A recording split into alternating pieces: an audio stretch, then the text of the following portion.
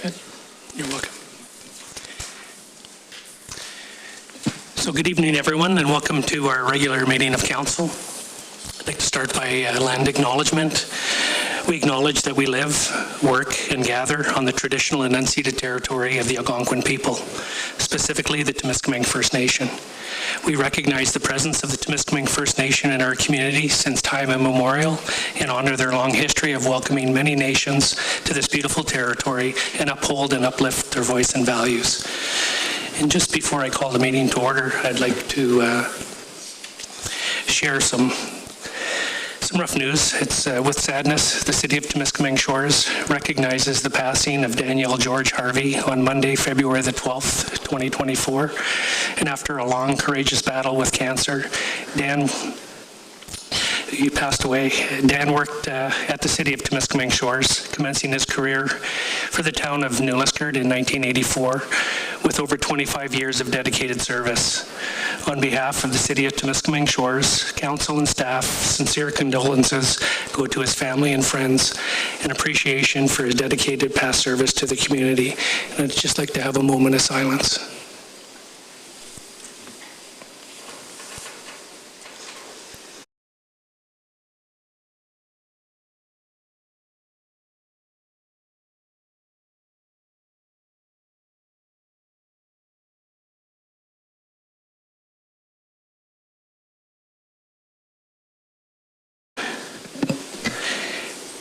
And just on a different note, I'd also like to congratulate Justin Brazo. First NHL game with the Boston Bruins and scores a goal. Kind of reminds me of the first game I refereed and I called a penalty in it. So I'd like to call the meeting to order. A roll call, please. Good evening, Your Worship. All members are present with the exception of Councillor Whalen.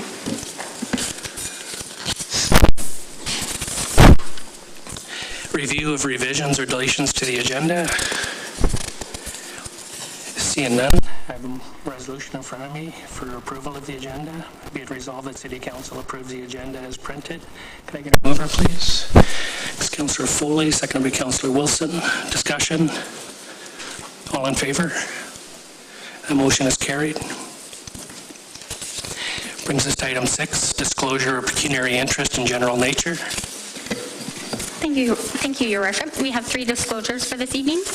Councillor Jesse Foley disclosed a declaration of conflict of interest on Section 14H, Administration Report CS 006-2024 for the 2024 remuneration and benefits for non-union and management group, as well as Section 15, bylaw number 2024-019, being a bylaw to provide for the remuneration and benefits of management non-union employees, as his sister is a non-union employee with the City of Temiskaming Shores.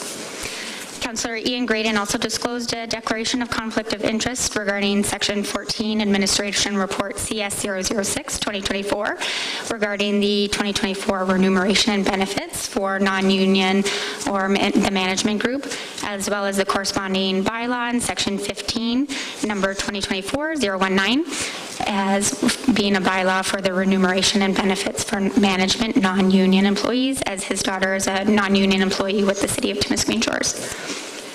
Finally, Councillor Melanie Ducharme also declared a conflict of interest regarding Section 14, new business item B, for a request for declaration of an epidemic in intimate partner violence and gender-based violence, as she is the chair of the coordinating committee. Thank you. Is there any other declarations? No. Seeing none, we'll move on to item 7. Public meetings pursuant to the Planning Act, Municipal Act, and other statutes. We'll start with A, the potential disposition of land. And the applicant is Northwood Homes, Jared Fleming.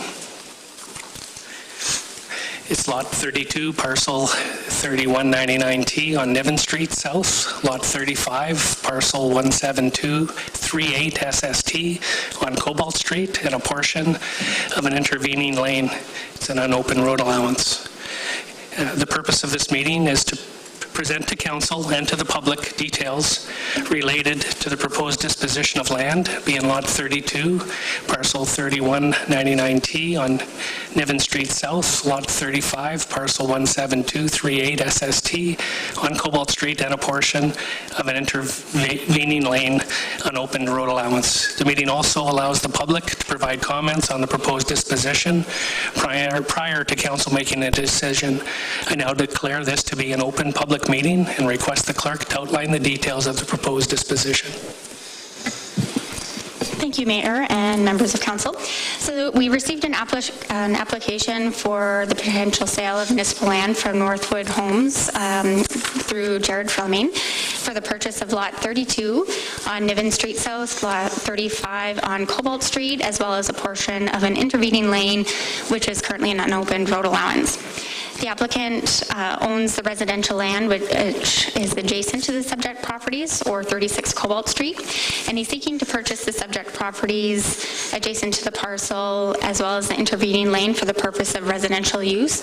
So he's currently contemplating 1 to 2 residential dwellings. So the purchase of the lots is required to accommodate the extension of a water service from a main on Niven Street South, as the water line on Cobalt Street is currently too small to service 1 to 2 dwellings. Here's the key map of the subject area. So you can see the property owned by the applicant, or 36 Cobalt Street. The blacked out portions are the 2 lots of interest, Lot 35 and Lot 32. And outlined in red is the portion of the lane, which is shown on the plan of subdivision M71 and B. As well as the water line will be extended from Niven Street South, which is why it needs to cross that area. In accordance with the disposition of land bylaw number 2015-160, if approved, a direct disposition to the applicant is proposed. For the determination of value, we've traditionally sold portions of laneways for $500 plus all associated costs with respect to survey, legal fees, etc. For the lots, it would be based on an appraisal to determine fair market value, plus all associated costs with respect to legal and registration fees. With respect to the public meeting notice, there was the notice was posted in the city bulletin on our website, as well as circulated to all utility companies and the adjacent landowner. A reference plan would be required for the legal description to describe the subject road allowance or the portion of the lane, as well as we would require to stop up and close that road as well.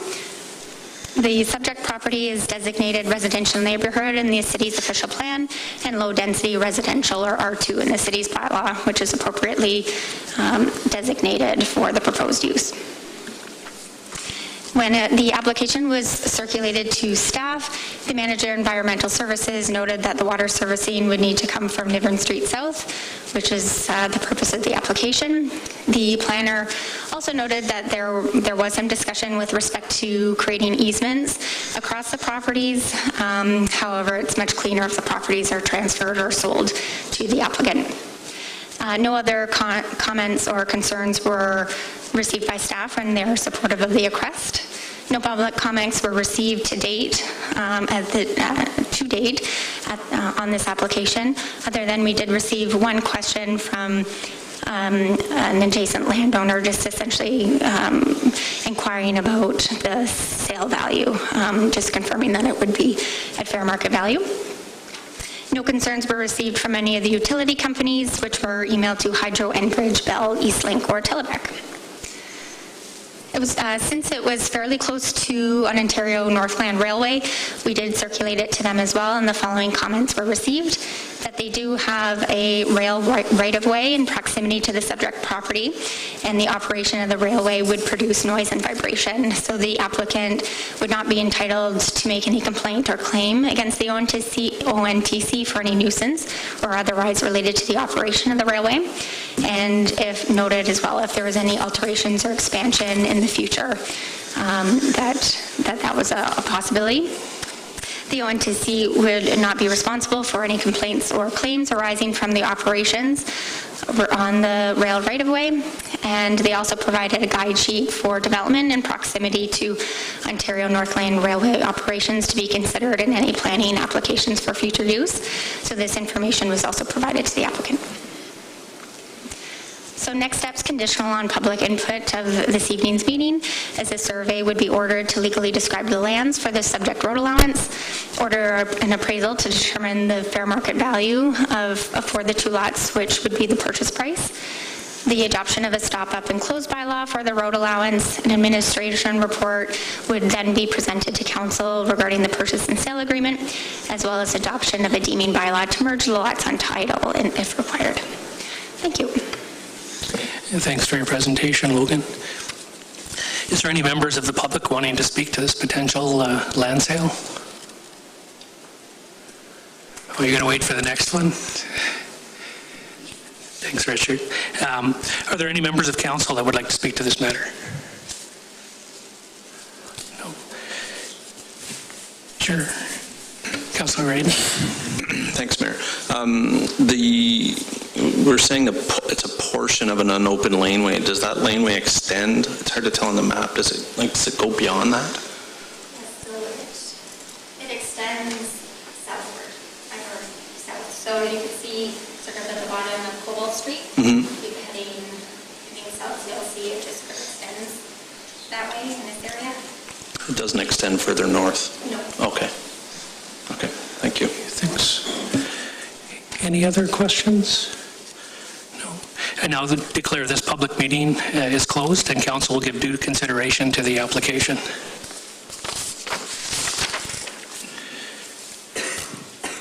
Takes us to item 7B, the potential disposition of land, and the applicant is Yvon Shampoo, Inc. And lots 73, 74, and 75, parcels 61, 63, 7724, 14655 SST on Albert Street, shown on the plan M30-NB. The purpose of this public meeting is to present to council and to the public details related to the proposed disposition of land, being lots 73, 74, and 75, parcels 61, 63, 7724, 14655 ST on Albert Street. The meeting also allows the public to provide comments on the proposed disposition prior to council making a decision. I now declare this to be an open public meeting and request the clerk to outline the details of the proposed disposition. Logan?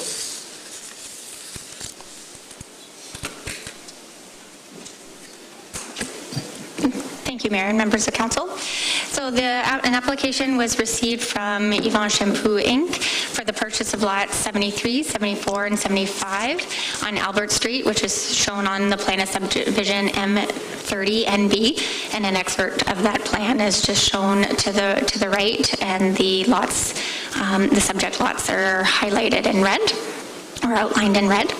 The applicant is seeking to purchase the subject lands to create two lots for the purpose of constructing a residential fourplex or walkout ground apartments on each lot, which creates a total of 8 apartments. This is a key map shown of the area, one aerial view. So it outlines the subject properties as well as a clear aerial view.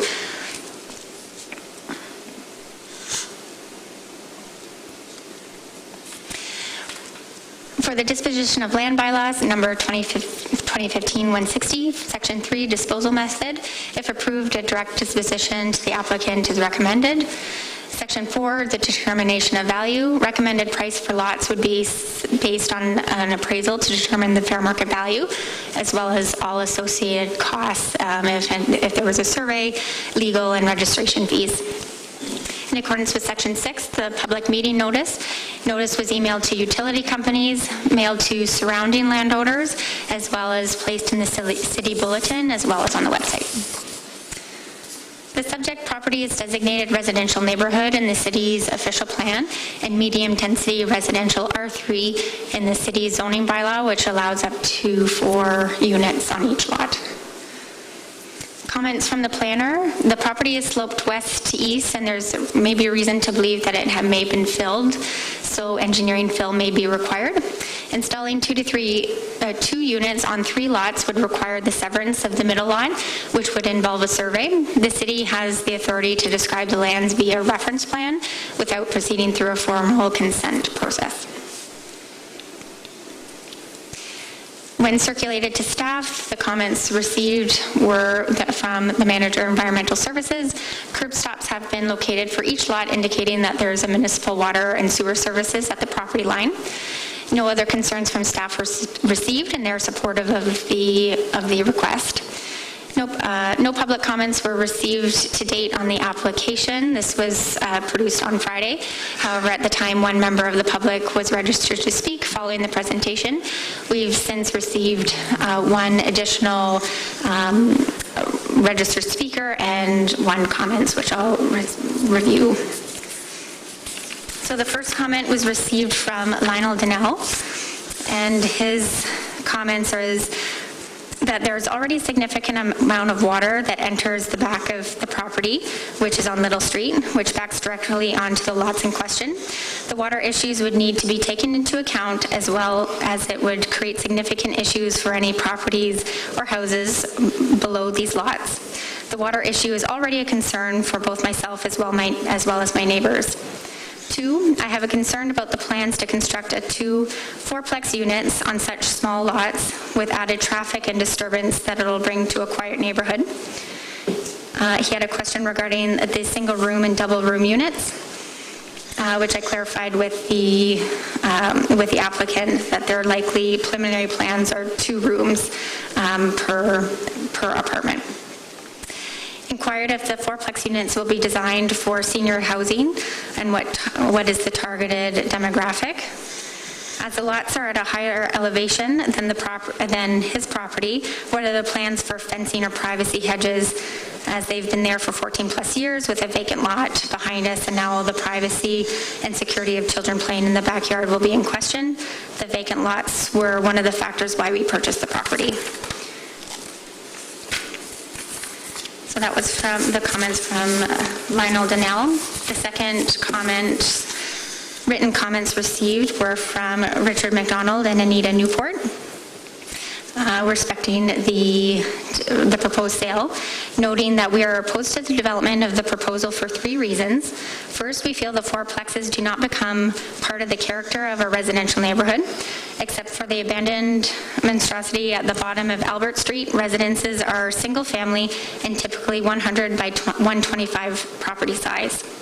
Secondly, we're concerned about the drainage from these properties onto our neighboring properties, as it appears it will create significant amounts of fill that will be required to make these properties accessible from Albert Street, which will create drainage problems for us and our neighbors.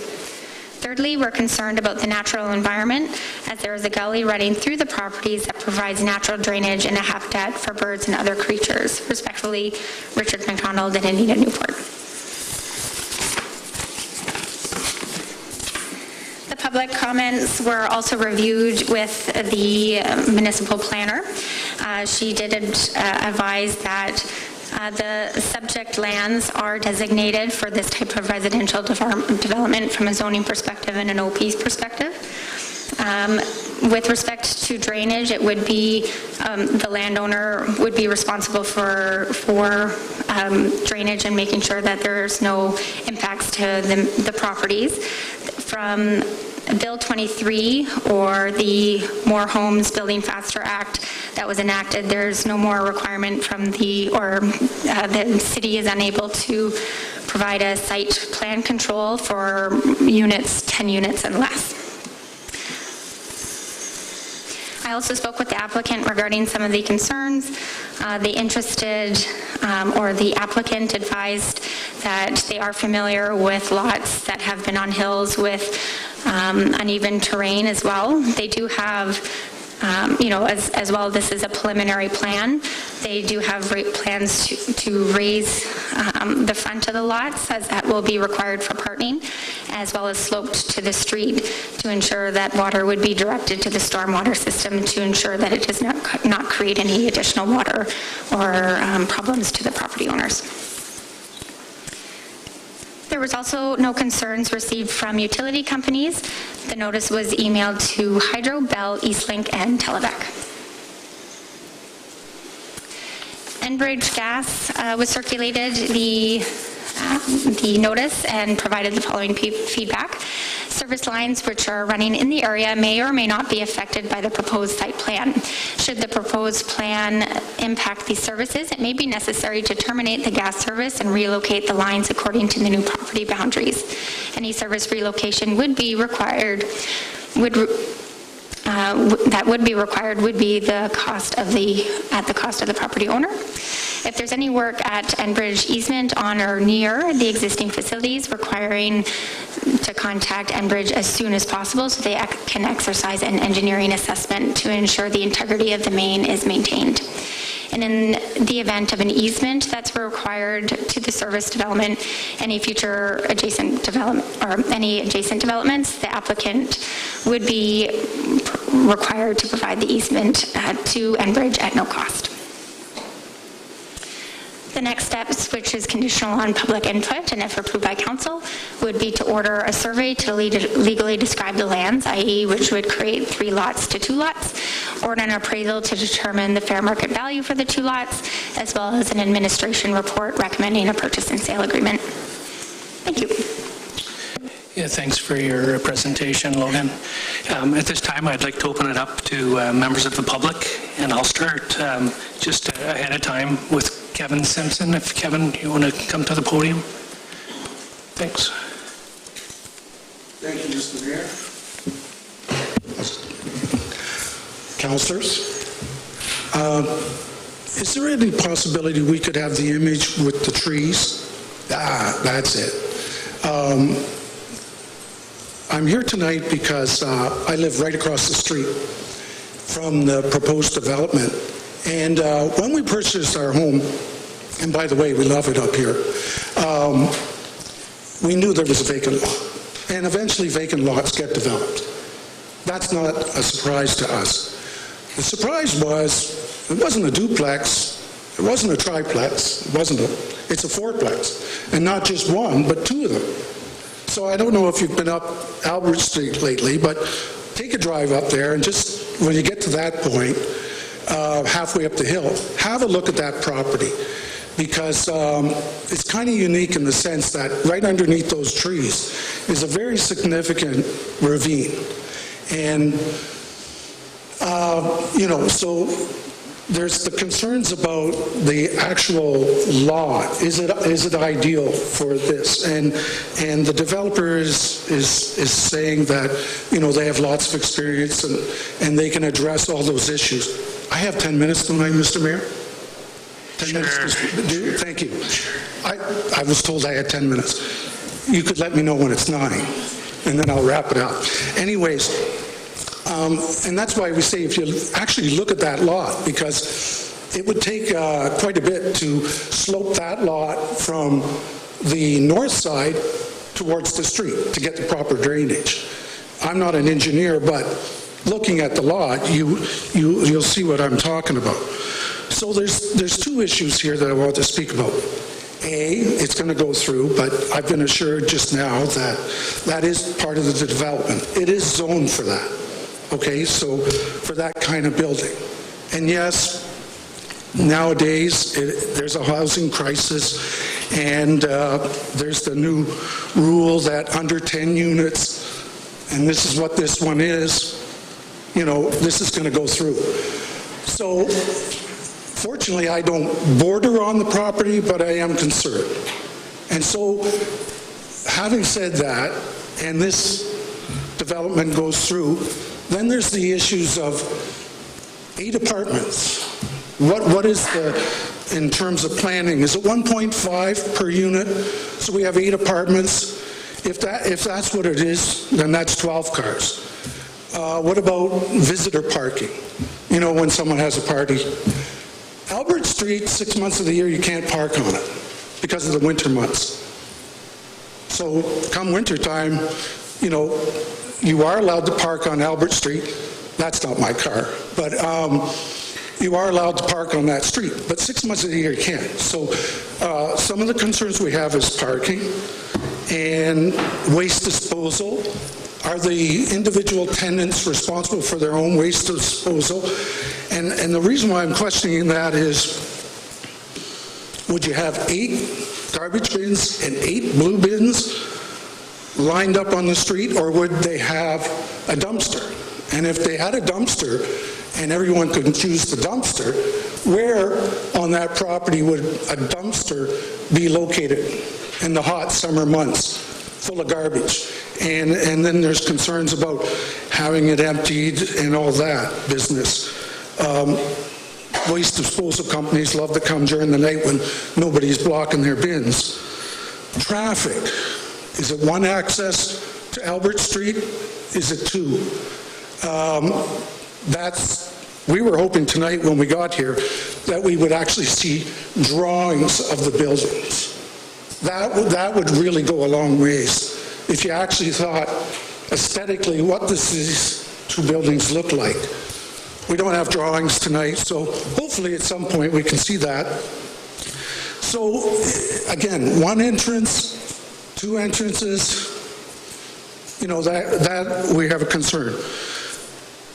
So then everything's a go, the lot gets all set, and construction begins.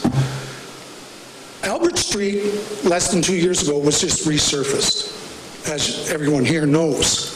And so when you're dropping off heavy equipment, they're obviously going to come from Albert Street. So there is an obligation for the developer to obviously not damage the road, work within the noise bylaw, nothing starting before 7 a.m., I believe it is. Sometimes that happens. So during construction, and any one of these residents notices, I don't want to say an infraction, but, who do we call?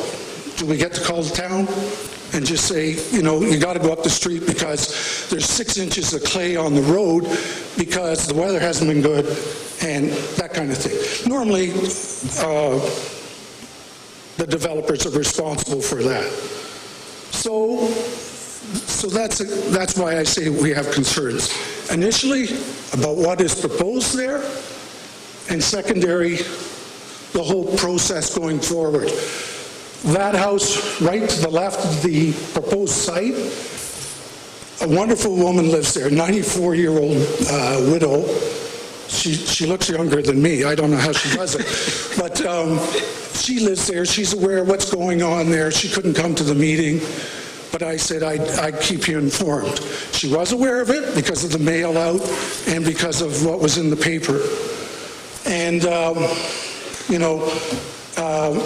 I'd hate to have, those are her trees on the left side of the line. So, again, going back to the lot, it drops 5 feet right there at that tree line on the left side. It drops immediately. If you're clearing that property, it doesn't affect her trees. And obviously any trees on any of those properties, and that's why I wanted that image up there, because obviously there's a neighborhood there. This is a significant change to the type of homes that are there. So that's what's motivated us. I'd rather be at home watching Family Feud, but I thought I'd come here. So thanks for the time, Mr. Mayor and Council. Thank you. Thanks for your presentation, Kevin, and we're glad you're here as well.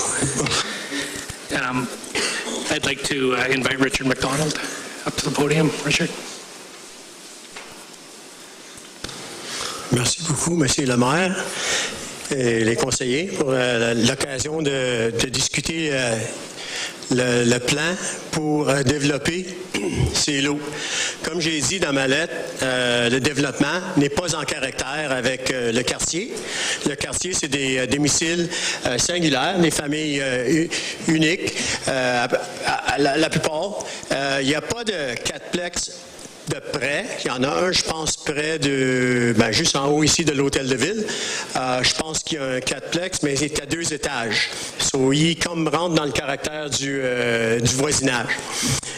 Je vais vous dire que la première raison qu'on est contre le développement, parce qu'on n'est pas contre le développement, on veut qu'il y ait plus de monde qui paye des taxes à la ville, puis ça aide avec tout, là, avec la récréation, puis toutes les choses qu'on a besoin, parce que c'est une belle, belle ville à habiter ici, Temiskaming Shores. Nous, moi et ma famille, on est déménagé ici il y a 24 ans passés. On pensait de passer 1 an, puis on est encore ici. Alors, ça parle du caractère et de la beauté de notre région puis de notre ville.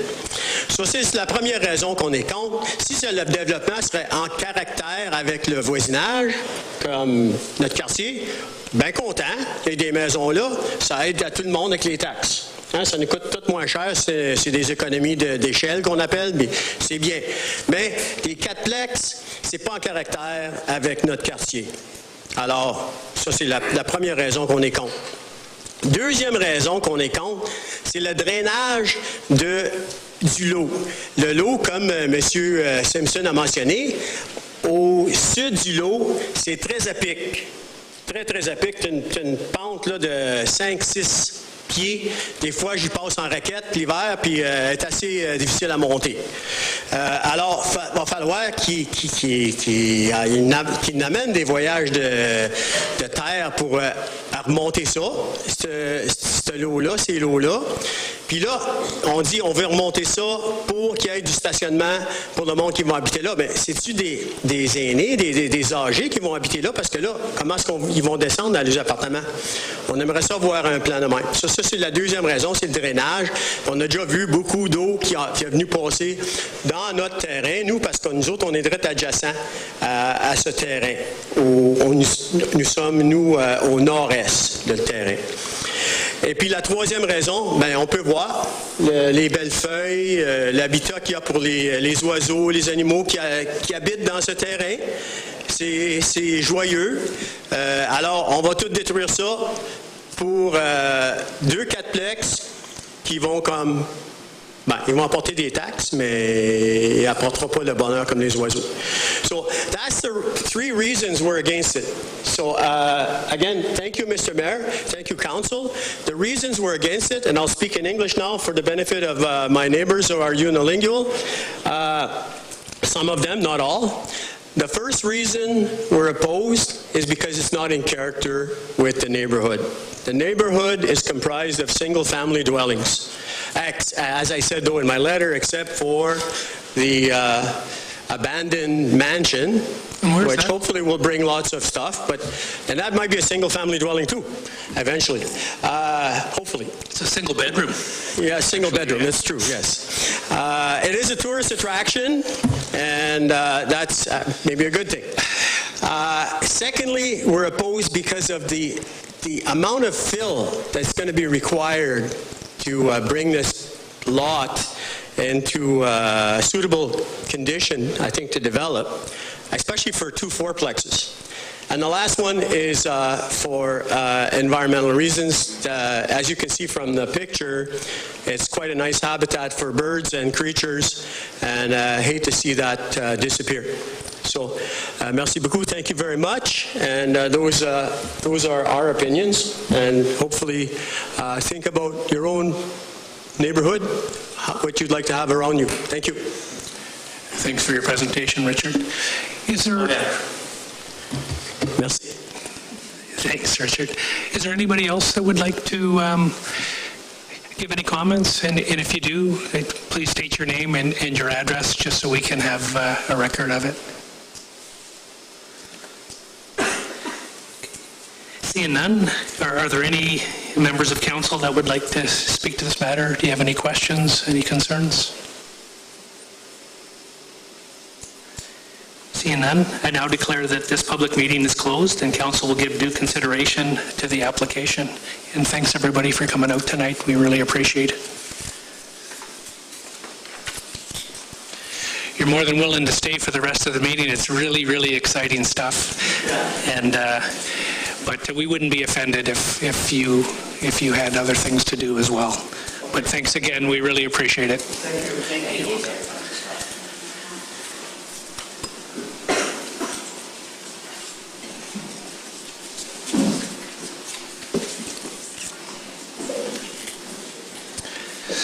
Brings us to item 8, review and adoption of council minutes.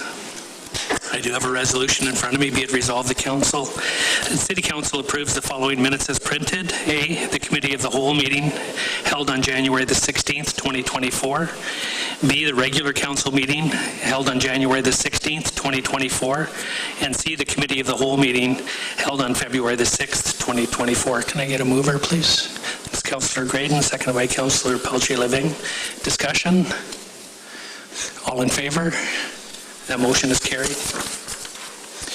We don't have any presentations or delegations tonight. It brings us to item 10, correspondence, communication. So 10A from the Temiskaming Regional Airport Authority, the November 2023 Financials and Managers Report that was received for information. B, from the Honourable Graydon Smith, Minister of Natural Resources and Forestry, re the Crown Land Disposition in Northern Municipalities. That was received for information.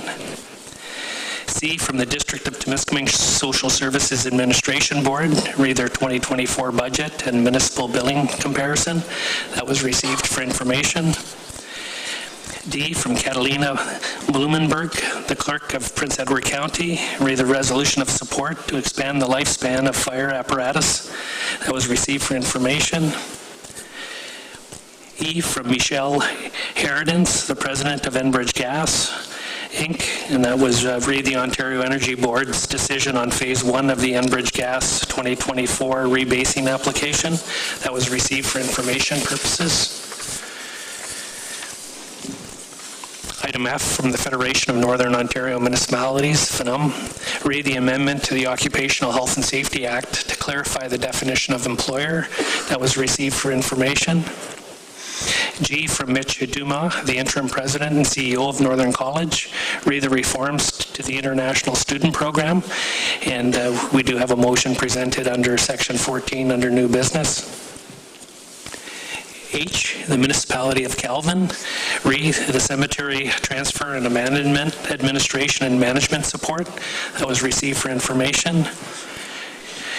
Item I, from the Municipality of Calvin, re the Provincial and National Firefighting Strategy. That was received for information.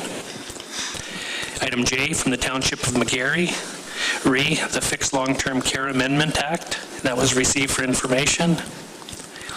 K, from Chris Gauthier, the City Clerk of the City of Brantford, and that's read the Reliable and Accessible Public Rail Transit, CNR Rail, and that was received for information purposes. And item L, from Keith Brooks, the Programs Director, Environmental Defense, read the OEB decision supporting gas affordability, and that was received for information purposes. And I have a resolution, be it resolved that Council for the City of Temiskaming Shores agrees to deal with communication items 10A through L in accordance with the agenda of references. Can I get a mover, please? It's Councillor Foley, second by Councillor Wilson. Discussion? Councillor Wilson? Thanks, Mayor. I wonder if we could bring 10F back and J. F and J. Can do that, thank you. Anybody else? So we do have a resolution in front of us. Oh, sorry. Councillor Graydon. D.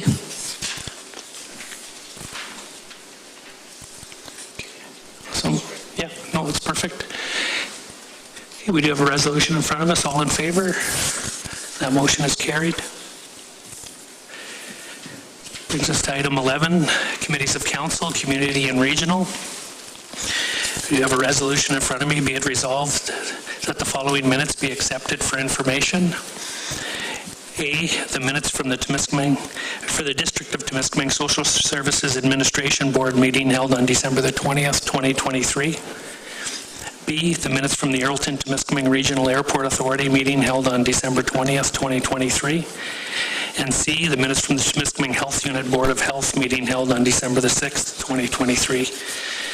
Can I get a mover, please? Councillor Pelche-Living, seconded by Councillor Graydon. Discussion? All in favor? That motion is carried. Brings us to item 12, reports by members of council. And I'll just start with Councillor Ducharme. I know you've submitted a Roma report. Yeah, no worries.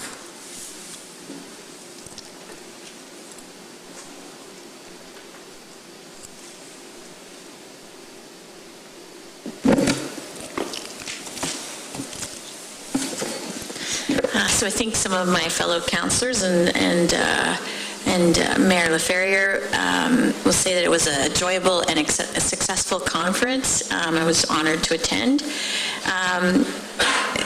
We spent a lot of time in delegations this year, and I've sort of outlined some of the things that we talked about as part of our delegations and some of the results that we received from those.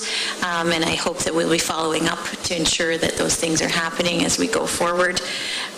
We built some strong relationships, I feel like, with the individuals that we met with here, with the Attorney General of Ontario, the Solicitor General, Minister of Solicitor General, the Ministry of Municipal Affairs and Housing, and the Ministry of Tourism, Culture and Sport. I'd also like to congratulate Mark Wilson. He held a very successful Zone 9 meeting, and we were able to sort of discuss a number of items that were affecting municipalities across the north in particular. And of course, we know that although this was a rural conference, the northern reality can sometimes be very different from a municipality in southern Ontario that's agriculturally based or something like that. So this was excellent. There was also a number of information sessions, including some great information on homelessness in rural communities and how small communities are managing issues that they haven't necessarily dealt with in large quantities in the past, and things that we are also facing here. So I just wanted to say thank you for the opportunity to attend, and if anybody has any questions about things we learned or did, I'm happy to answer them. Awesome. Thanks, Councillor Ducharme. Councillor Whalen also submitted a report. He said it was unfortunate he's not here today. He had to put sunscreen on somewhere and do some fishing, and so I promised we'd make sure none of us got frostbitten while he was away. Councillor Wilson, I'll turn it over to you. Thank you. Thank you, Mayor. I have just a couple of short reports. I submitted to the council package the AMO, there's material regarding the homelessness presentation that AMO put on in January, and it was an excellent presentation, and I've just submitted that really for information for council. It was a presentation from Finland on their Housing First initiative, which establishes permanent housing solutions for homelessness, and they've been very successful with that program. It's been a long process, but they are addressing the homelessness problem, and they're actually the only country in the world that is actually reducing homelessness, and so it was a very interesting presentation, and I've provided that here to council just for your information. And there was also a report from the UHN, from the University of Toronto, and they talked about the homelessness crisis and how it relates to the health crisis as well, and identified some, social spending that has been lacking in Canada on these types of issues, and how housing is such an important social determinant of health. So I just submitted those both for council's information. In regards to the Rural Ontario Municipal Association Conference, it was an excellent conference, very busy, and as Councillor Ducharme mentioned, we had the opportunity to have a Zone 9 meeting, which also was an opportunity to hear about the issues. So just repeating what Councillor Ducharme said, but there are a lot of issues, and we continue to bring those forward to the Roma board as well, and looking at advocacy to address some of those issues. I guess the other part of the conference is, as Councillor Ducharme mentioned, were the delegations. Again, some were they're very interesting. They're an opportunity to make to develop relationships with the ministries and their staff as well, and so they were very useful. And I think hopefully we made some headway on a few of these issues. But as I've mentioned here, it's a long game. It's not something that happens overnight, and you have to join in with all the other communities who are making the same, bringing the same issues forward, and trying to address some of those issues. So that I think is the extent of my report, and again, I've included a document here for those who are interested in that. Thanks. Thanks, Councillor Wilson. And I also forwarded your reports off to the Community Safety Wellbeing subcommittees that are dealing with housing right now, so some good information that they can have a look at as well. So thank you. Is there anybody else that has any reports they want to share? Okay, that takes us to item 13, notice of motions. Is there any notice of motions tonight? Okay, we'll on to item 14, new business. I don't know if I have enough water, but we'll start here under new business. So 14A from the Temiskaming Health Unit, resolution of support for public health strengthening and chronic disease prevention. And I do have a resolution in front of me, whereas the Board of Health for Public Health, Sudbury and districts is committed to ensuring it addresses the public health needs and health equity in its catchment area as aligned with Board of Health requirements under the Health Protection and Promotion Act and Ontario Public Health Standards. And whereas Health Promotion, Ontario's white paper on the value of local health promotion in Ontario, recommends strong and sustained investment in local health promotion by public health units to ensure that health promotion is prioritized on an ongoing basis. And whereas the board recognizes that there are opportunities for system improvements as part of the review of the board roles and responsibilities announced under the government's public health strengthening initiative, including an assessment of its role in chronic disease prevention through health promotion interventions, and whereas chronic disease are mostly preventable, are the cause of 75% of the deaths in Ontario and incur $10.5 billion in direct healthcare costs in the province. And whereas as the scope and intensity of the infectious disease risks increase in the context of finite resources, there is a risk of under-resourcing public health actions that work on longer horizon chronic disease prevention. Be it resolved that Council for the City of Temiskaming Shores supports Public Health Sudbury and District's call on all health system actors to remain committed to maintaining appropriate investments in health promotion and chronic disease prevention while ensuring health risks associated with its health protection work are managed, and further that a copy of this resolution be forwarded to the Honourable Doug Ford, Premier of Ontario, the Honourable Sylvia Jones, the Deputy Premier Minister of Health, the Honourable Michael Taboli, Associate Minister of Mental Health and Addictions, and the Temiskaming Health Unit. Can I get a mover, please? Councillor Ducharme. By Councillor Wilson. Discussion? All in favor? That motion is carried.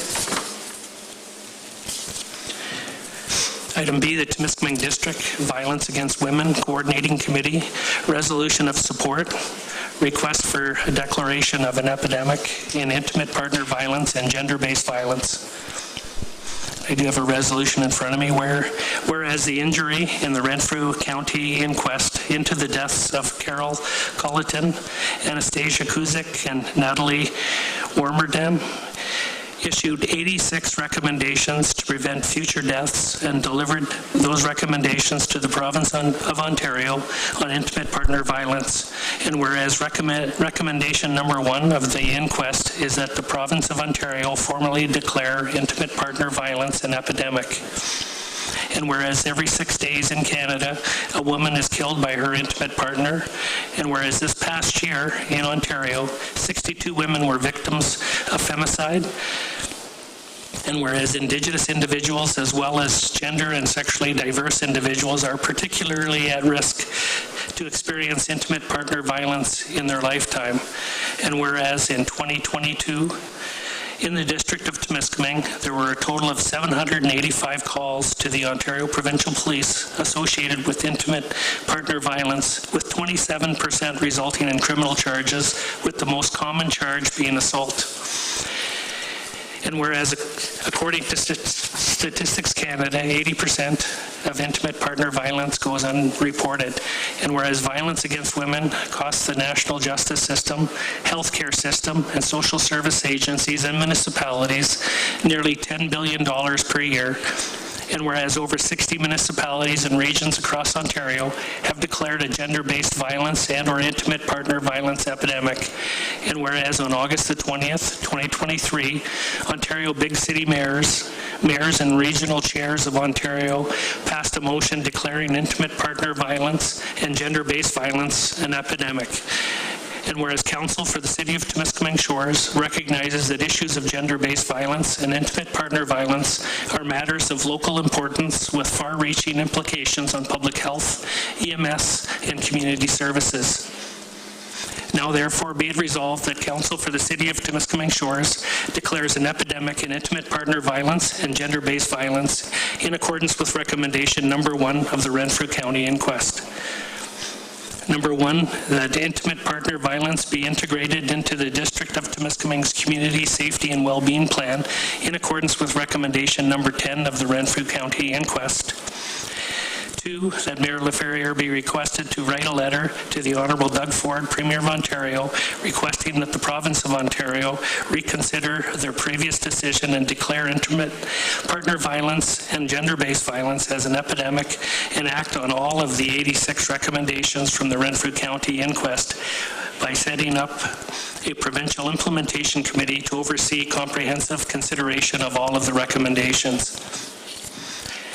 And 3, that a copy of this resolution be sent to the Honourable Arif Virani, Minister of Justice, the Honourable Doug Ford, Premier of Ontario, the Honourable Charmaine A. Williams, Associate Minister of Women's Social and Economic Opportunity, Timmins James Bay MP Charlie Angus, Nipissing Temiskaming MP Anthony Rhoda, MPP John Vantoff, the Association of Municipalities of Ontario, the Rural Ontario Municipal Association, the Federation of Northern Ontario Municipalities, the Federation of Canadian Municipalities, and the Police Services Board of Temiskaming. Can I get a mover, please? Thanks, Councillor Grade. Seconded by Councillor Pelche-Living. Discussion? All in favor? And that motion is carried.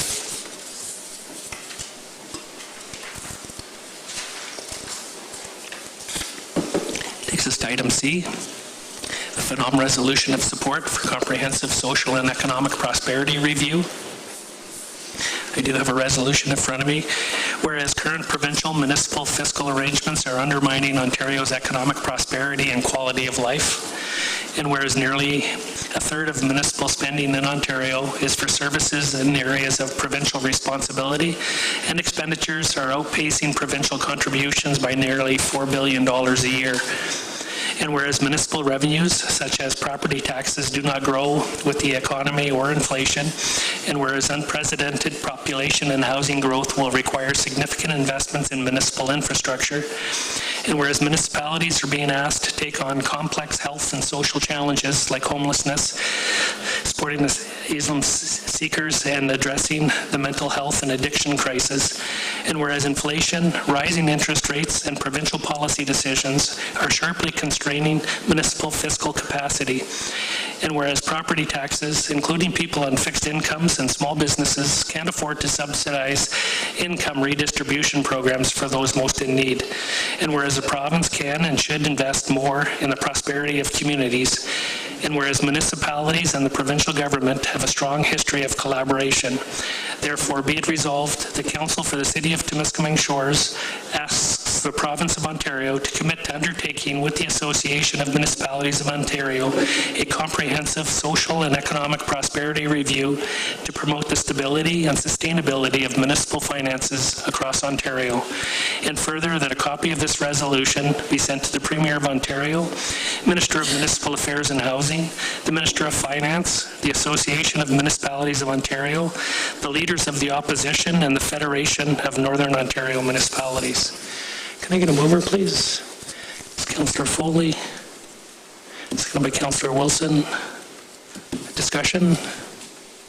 All in favor? That motion is carried. Next, item D, Northern College Resolution of Support and Reforms to the International Student Program. I do have a resolution in front of me. Whereas the federal government has recently announced policy changes that will negatively affect publicly funded colleges, particularly those in small northern and rural regions of Ontario, by altering the framework through which international students are admitted and managed. And whereas there is a growing concern over the inadequate funding of post-secondary education by the Ontario government, which has placed additional financial pressures on publicly funded colleges, undermined their sustainability, and made it more difficult for colleges to respond to the needs of local employers. And whereas Northern College has developed an important public-private college partnership with Peers College that contributes $30 million annually in revenue to Northern College, equal to 1/3 of the Northern College budget.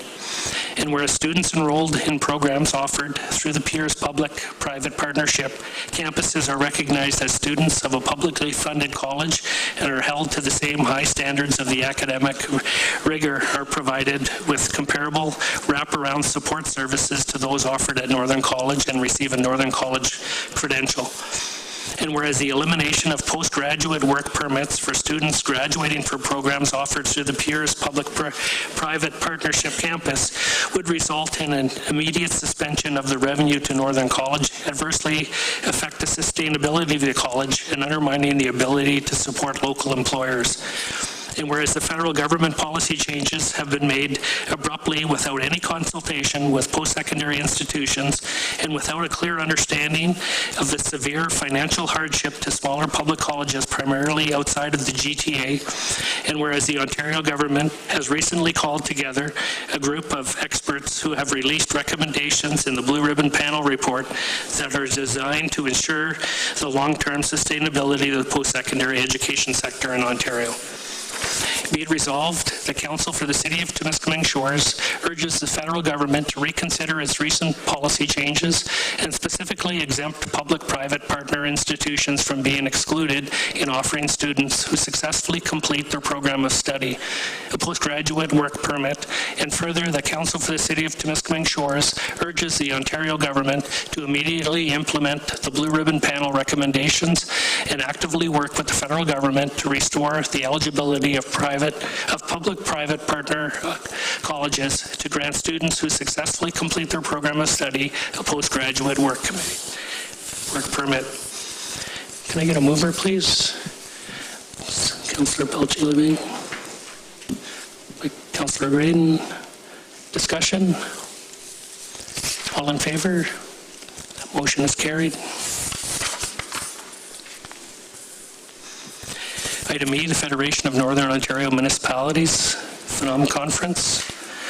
And we're looking at adding one additional registration. I do have a resolution in front of me. Be it resolved, the Council for the City of Temiskaming Shores approves the attendance of Councillor Wilson to the Federation of Northern Ontario Municipalities Conference scheduled for May 6th to the 8th in Greater Sudbury. Further, be it resolved that the expenses incurred in attending the said conference be covered in accordance with the municipal business travel and expense policy. Can I get a mover, please? It's Councillor Foley, seconded by Councillor Ducharme. Discussion? Yeah, Mayor. Yeah. Councillor Wilson? Yeah, thank you, Mayor. I just want to know that there are no other expenses other than the registration. I have expenses accounted for otherwise, so it's just the registration in this particular case. So thanks.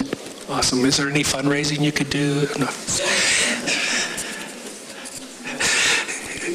do have a resolution in front of us. All in favor? That motion is carried. Takes us to item F, the proclamation, the biannual proclamation schedule. I do have a resolution in front of me. Whereas at the February 6, 2024 Committee of the Whole meeting, Council approved the development of a biannual proclamation schedule. And be it resolved, the Council for the City of Temiskaming Shores hereby proclaims the following days in the City of Temiskaming Shores. Alzheimer's Awareness Month is the month of January 2024. Epilepsy Awareness Month is the month of March 2024. International Women's Day is March the 8th, 2024. National Transit Driver Appreciation Day is March 18th to the 22nd, 2024. Purple Shirt Day is March 26th, 2024. Emergency Preparedness Week is May 7th to the 13th, 2024. Victims and Survivors of Crime Week, May the 12th to the 18th, 2024. Canada Road Safety Week is May 14th to the 20th, 2024. Mental Health Awareness Week is May 15th to the 21st, 2024. National Public Works Week is May 19th to the 25th, 2024. Paramedic Services Week is May 19th to the 25th, 2024. Recreation and Parks Month is month of June, 2024. Bike Month is the month of June, 2024. World Elder Abuse Awareness Day is June the 15th, 2024. And further, the Council of the City of Temiskaming Shores respectfully acknowledges the importance of honoring the following holidays in the City of Temiskaming Shores. And that's New Year's Day on January the 1st, 2024, Family Day, February the 19th, 2024, Good Friday, which is March the 29th, 2024, Easter Monday, April the 1st, 2024, and Victoria Day, May 20th, 2024. Can I get a mover, please? Councillor Graydon. Seconded by Councillor Pelche-Living. Discussion? All in favor? That motion is carried. You still celebrate those at your age? Yeah, that's good. Brings us to item G. Memo number 008-2024-CS, the appointment of Secretary Treasurer to the Committee of Adjustment. I do have a resolution in front of me. Be it resolved that Council for the City of Temiskaming Shores acknowledges receipt of memo number 008-2024-CS, and that Council hereby appoints Shelley Zubik as Secretary Treasurer of the Committee of Adjustment effective January 1st, 2024. Can I get a mover, please? Councillor Wilson, seconded by Councillor Foley. Discussion? All in favor? Motion is carried. This brings us to item H, and I'll just remind everyone on the council, Councillor Jesse Foley and Councillor Ian Graydon have both declared a conflict of interest on the following report, therefore will not participate in the discussion or voting. It's Administrative Report number CS-006-2024, and that's the 2024 Remuneration and Benefits Non-Union Management Group. I do have a resolution in front of me. Be it resolved that Council for the City of Temiskaming Shores acknowledges receipt of Administrative Report number CS-006-2024, and that Council directs staff to prepare the necessary bylaw to provide for the remuneration and benefits of the management/non-union staff for the period covering January 1st, 2024 to December 31st, 2024 for consideration at the February 20th, 2024 regular council meeting. Can I get a mover, please?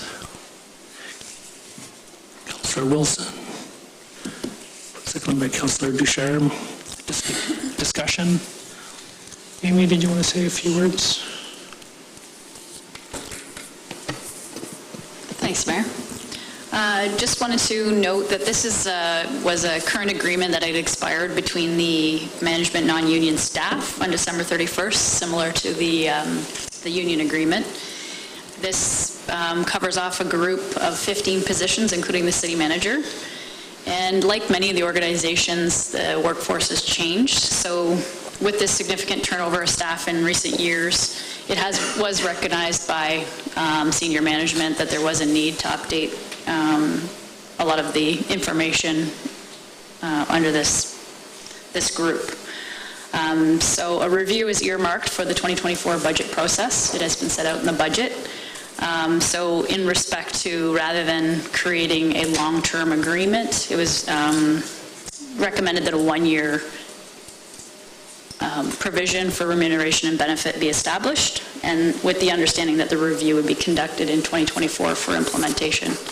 So just some highlights. There's very little change to the provisions. Basically, the changes do mirror what was similar to the negotiated agreement with the union. So that being paramedical services for benefits would increase from $300 to $400 per calendar year. The safety footwear allowance, slight increase. The most notable change is 3% across the board for all positions. And you can see that the financial impact, although estimated, is approximately $45,000 plus the employer costs. Happy to answer any other questions.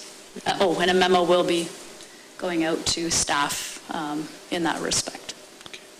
Thanks for your report, Amy. Anybody have any questions for Amy? We do have a resolution in front of us. All in favor? And that motion is carried. Takes us to item I, the administrative report, number PW-005-2024, the purchase of a used transit bus. Just wait for Jesse.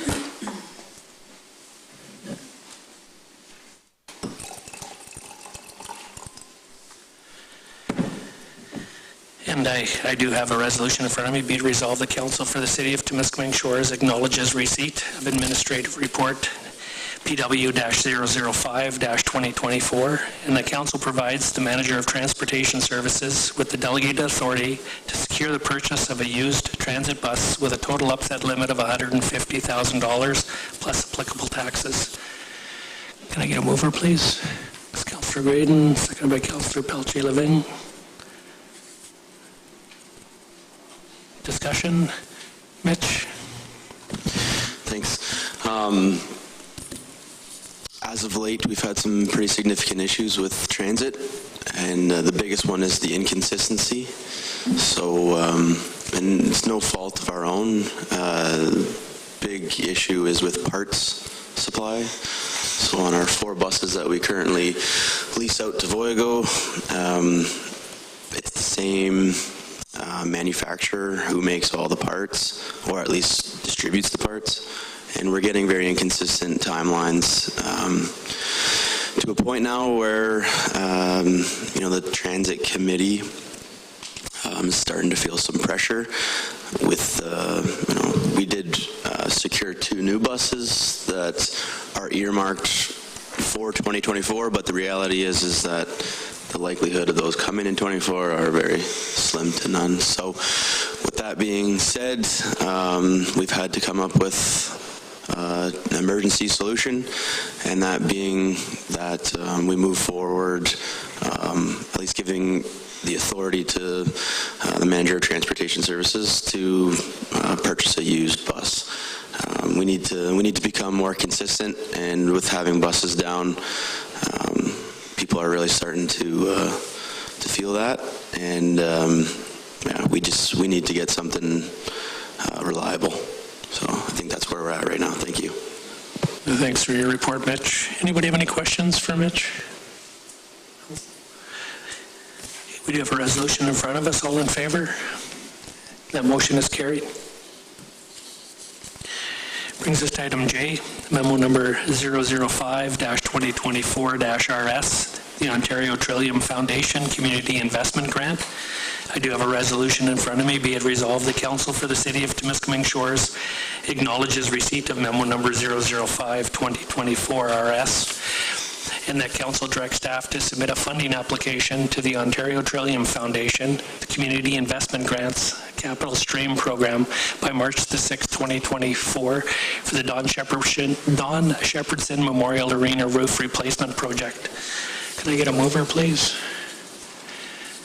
Councillor Foley, seconded by Councillor Ducharme. Discussion? Matt, did you want to say a few words? Sure, thank you, Mayor. I don't have too much to add. This is for a funding application that's due on March the 6th. This funding application, if successful, would be for a project to take place in 2025. We would still need to include this project in our 2025 capital budget when we get to that process, in that point. And securing funding does not necessarily tie council's hands to completing that project. You would have the option to change course at a later date if you so wish. Obviously, having to either give up or change the spot where that funding would go from the OTF. Thank you. Awesome, thanks, Matt. Anybody have any questions for Matt? We do have a resolution in front of us. All in favor? That motion is carried. Takes us to item K, Administrative Report, RS-002-2024, the Ontario Northland Transportation Commission, ONTC Agreement.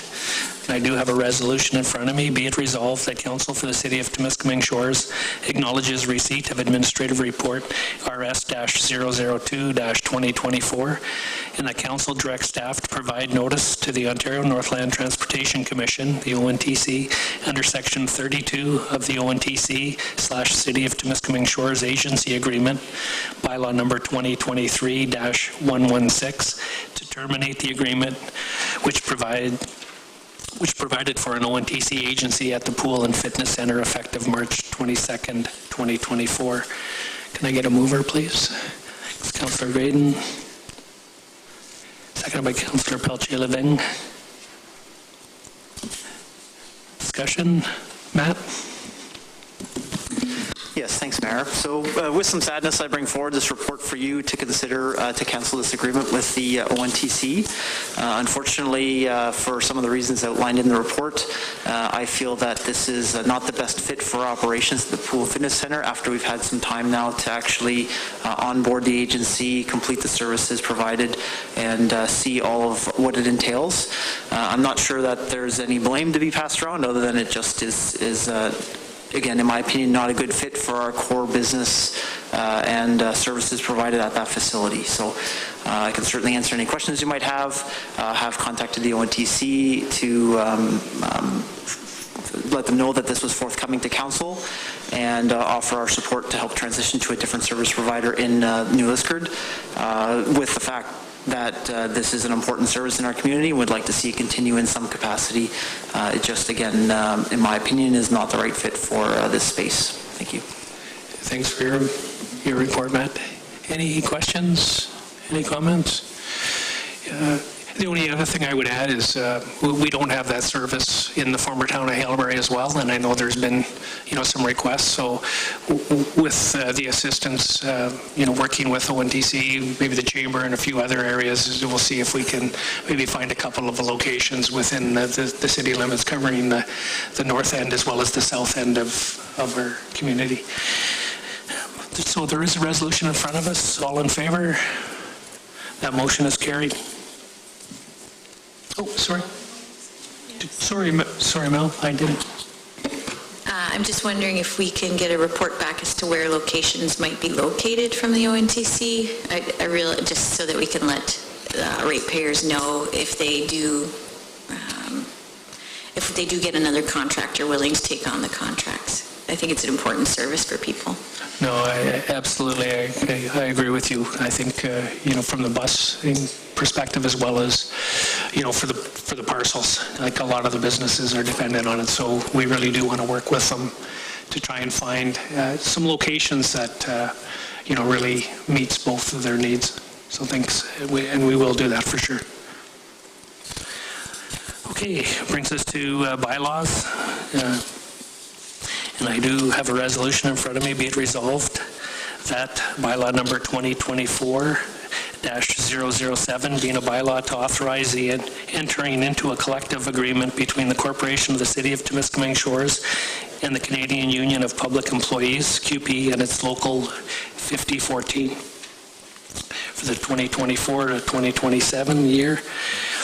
Bylaw number 2024-008, being a bylaw to amend bylaw number 2023-048 to enter into an agreement with Miller Paving Limited for the supply and stockpile of granular M one-year extension. Bylaw number 2024-009, being a bylaw to enter into an agreement with Demora Construction Services, Inc. for the rental of an excavator for spring ditching within the city of Temiskaming Shores. Bylaw number 2024-010, being a bylaw to enter into an agreement with Midwestern Line Stripping Limited for the provision of roadway center and edge line painting services. Bylaw number 2024-011, being a bylaw to enter into an agreement with Miller Paving Limited for the supply of labor, equipment, and material for asphalt patching services at various locations within the city of Temiskaming Shores. Bylaw number 2024-012, being a bylaw to enter into an agreement with Pollard Distribution, Inc. for the supply, delivery, and application of liquid calcium chloride in the city of Temiskaming Shores. Bylaw number 2024-013, being a bylaw to enter into an agreement with Pedersen Construction 2013, Inc. for the supply of labor, equipment, and material for concrete sidewalk and curb repair services at various locations within the city of Temiskaming Shores.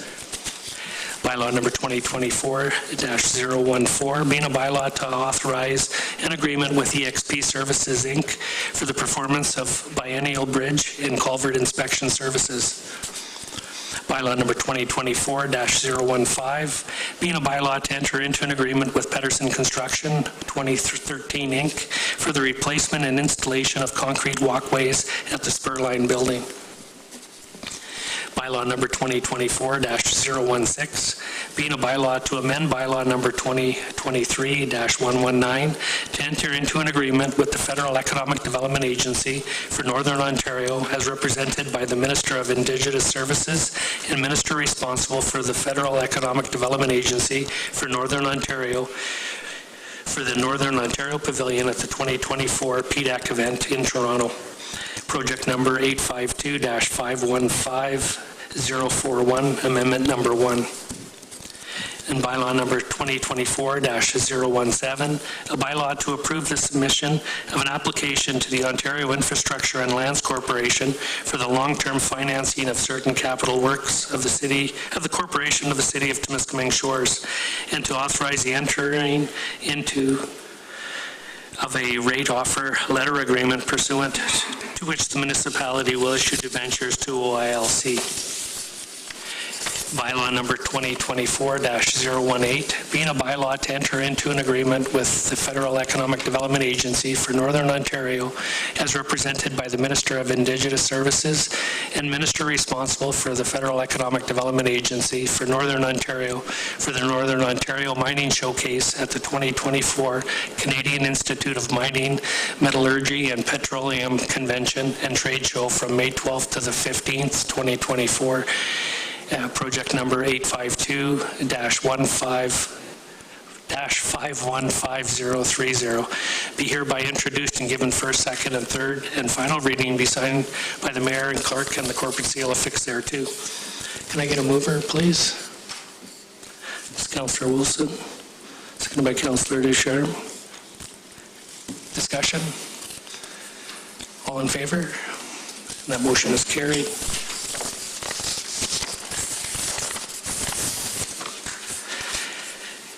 And Councillor Jesse Foley and Councillor Ian Graydon have both declared a conflict of interest on the following bylaw, therefore will not participate in the voting. And I do have a resolution being resolved that bylaw number 2024-019, being a bylaw to provide for the remuneration and benefits of management/non-union employees of the Corporation of the City of Temiskaming Shores, be hereby introduced and given first, second, and third, and final reading be signed by the mayor and clerk and the corporate seal affixed thereto. Can I get a mover, please? It's Councillor Wilson, seconded by Councillor Ducharme. Discussion? All in favor? Motion is carried. Takes us to item 16, schedule of council meetings. A, we have a committee of the whole meeting scheduled for March the 5th, 2024, starting at 3 p.m. And B, a regular council meeting scheduled for March the 19th, 2024, starting at 6 p.m. This takes us to our question and answer period. Do we have any questions? Could you speak up, please? Yeah. Nobody online? Okay, awesome.